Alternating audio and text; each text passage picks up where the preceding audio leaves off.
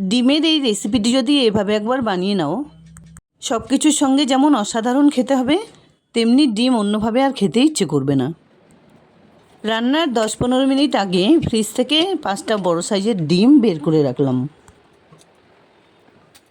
10-15 minute পর gas on করে ডিমের সেই বাটিতে পরিমাণ মতো জলের মধ্যে একটুখানি নুন মিশিয়ে প্রথমে মিডিয়াম ফ্লেমে, তারপর হাই ফ্লেমে ডিমগুলোকে সেদ্ধ করে নিতে হবে।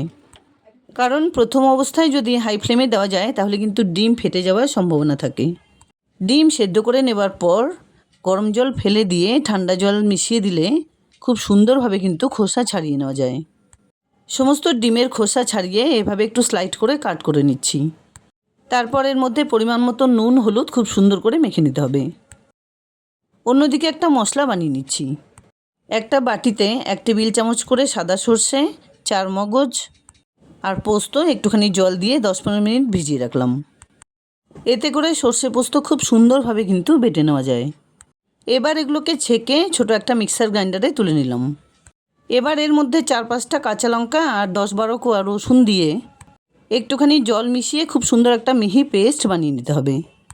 এই রেসিপিটির টেস্ট আরও বাড়াতে কয়েকটা কাজু বাদাম মিশিয়ে দিলেও ভালো লাগবে। ডিম ভাজার আগে পরিমাণ মতো তেল গরম করে মিহি করে কুচনো বড় সাইজের একটা পেঁয়াজ লাল করে ভেজে নিতে হবে।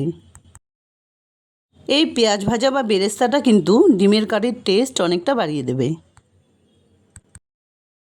এবার ডিমগুলো সুন্দর করে এভাবে শেক করে করে ভেজে নিতে হবে। নতুন রাঁধুনি বোনেদের উদ্দেশ্যে একটা কথা না বলে পারছি না, ডিম যদি এভাবে ঘুরিয়ে ঘুরিয়ে সুন্দর করে ভেজে নেওয়া হয় তাহলে কিন্তু ডিমের কারিও দেখতে সুন্দর হয়। এবার ফোড়নে দিয়ে দিলাম একটা তেজপাতা, একটা শুকনো লঙ্কা, কিছু গোটা গরম মশলা, হাফ চা চামচ সাদা জিরে, মিহি করে কুচোনো একটা পেঁয়াজ কুচি। খুব একটা লাল করে ভাজার দরকার নেই, হালকা করে পেঁয়াজগুলোকে কয়েক সেকেন্ড ভেজে নেবার পর এর মধ্যে দিয়ে দিচ্ছি 1 টেবিল চামচ আদা রসুন বাটা। আবারও কিছুক্ষণ এভাবে নাড়াচাড়া করে কষিয়ে দিয়ে দিলাম পরিমাণ মতো নুন, হাফ চা চামচ করে হলুদ গুঁড়ো, জিরে গুঁড়ো, লঙ্কা গুঁড়ো, ধনে গুঁড়ো আর বানিয়ে রাখা মশলাটা। কিছুক্ষণ এভাবে নাড়াচাড়া করে কষিয়ে নেবার পর 1 কাপ পরিমাণ জল দিয়ে দিলাম। কিছুক্ষণ পর গ্রেভিটা এরকম একটু ফুটে এলে ভেজে রাখা সমস্ত ডিমগুলো দিয়ে দিলাম।